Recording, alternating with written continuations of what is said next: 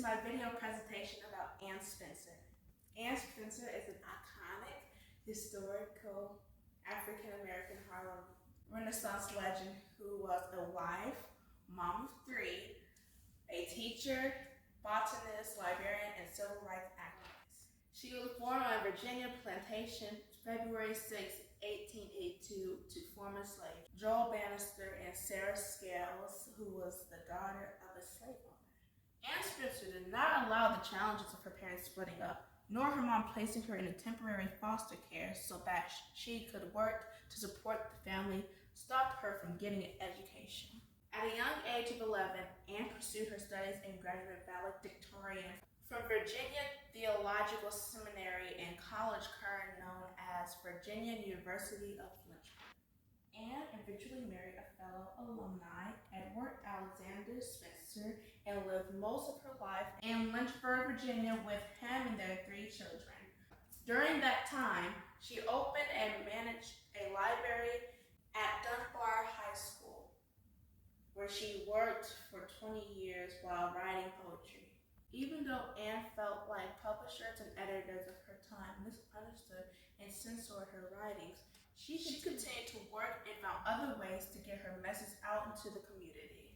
Anne would go on to host a literary salon on more than one occasion in the home that her husband designed and built. Hosting these salons in her home in Virginia got the attention of many Harlem Renaissance writers like W.E.B. Du Bois, Langston Hughes, and James Weldon Johnson, who Anne eventually helped set up the NAACP Lynchburg, Virginia chapter. This home is presently known as the Anne Spencer House and Garden Museum and is one of the Virginia landmarks listed on the National Register of Historic Places. This garden is very unique. In all of the United States, it is the only one that has ever been restored after being owned by an African American.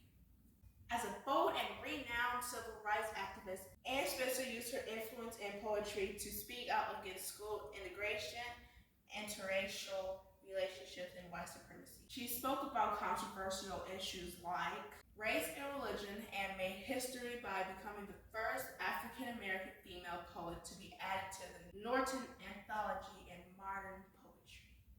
She is a well-published author, although there is some debate about exactly how many of her pieces have been published. Some say 30 or more, while others say less than 30. Either way, Anne Spencer was a very influential poet in her time. Anne was also an advocate for those in need. One time, Anne housed a man by the name of Otto Benga from the Democratic Republic of the Congo.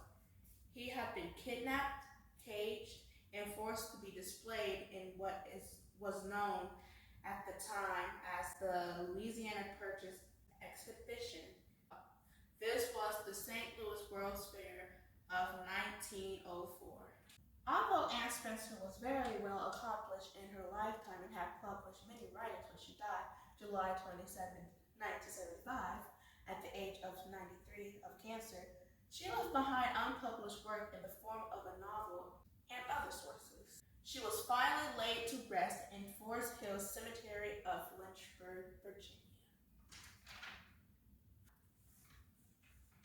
Action! Anne would go on to host a literary salon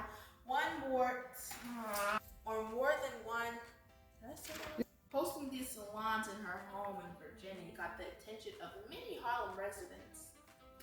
Go. Hosting these salons in her home in Virginia got the attention of many Harlem Renaissance